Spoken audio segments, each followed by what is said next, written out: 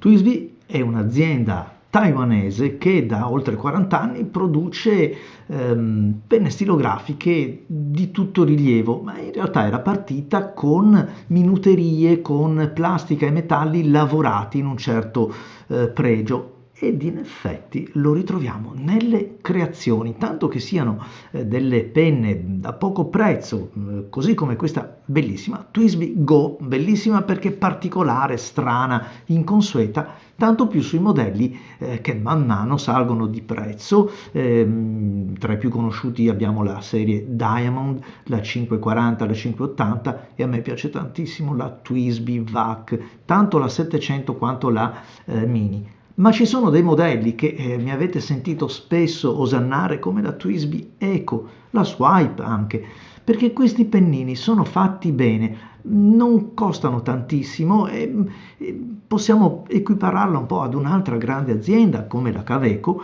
che produce degli strumenti di scrittura godibili, belli e soprattutto facilmente identificabili perché la forma è quella, sono inconfondibili.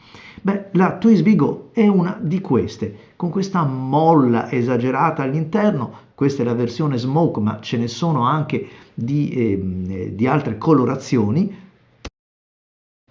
Già, è proprio questa molla che caratterizza la penna che con questo sistema di caricamento, una volta premuta, riesce a caricare una grande quantità di inchiostro. E allora è un po' quella penna, come si diceva delle piccole utilitarie di una volta, che fai il pieno e ti dimentichi del distributore, in questo caso del calamaio.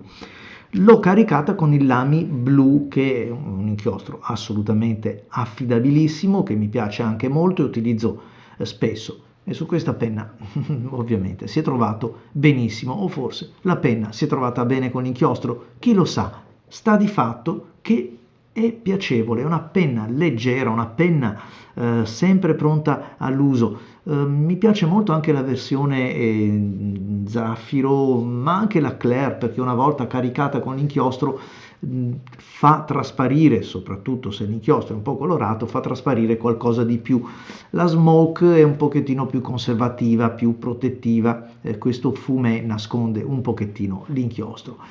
E allora come scrive? Ve l'ho detto, il pennino è quello classico TWSBI con le gradazioni principali, ma c'è poco da dire perché la penna fa veramente il suo lavoro, si impugna bene, è leggera, soprattutto quando poi è caricata, acquista anche una certa consistenza che facilita la scrittura.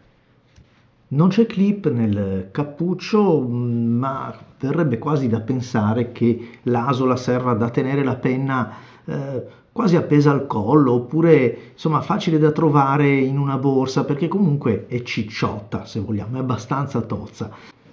Però i veri protagonisti di questa penna sono due: il sistema di caricamento con questa molla così inconsueta e il pennino, un pennino che non è solamente insomma arrotondato per far contenti un po' tutti e come lo metti, lui scrive sempre. È un pennino che conserva anche qualche spunto di creatività nel momento in cui vogliamo, per esempio, girarlo, inclinarlo un pochettino, presenta quella piccolo accenno di asprezza che insomma caratterizza anche il tratto quando vogliamo essere un pochettino più creativi.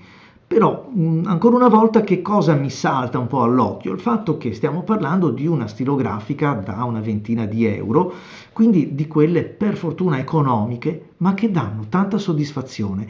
E poi anche abbastanza diversa da tante altre, perdonatemi questo aggettivo un po' anonime, un po' l'una simile all'altra. Questa è la Go Smoke, la vedo subito, la TWSBI Go, così come tante altre TWSBI, un pochettino diverse, azzardano certe volte le forme. E poi non dimentichiamolo, Taiwan non è Cina. Taiwan ha una manodopera, chiamiamola così, o uno standard qualitativo decisamente più elevato, e lo si capisce da tutti questi dettagli in plastica o in queste simil finiture in metallo, quando non sono veramente in metallo, che sono veramente di pregio.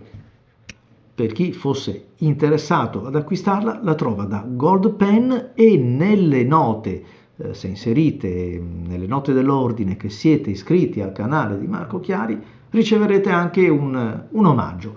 E a voi tutti amici, grazie, vi aspetto al prossimo video. Ciao!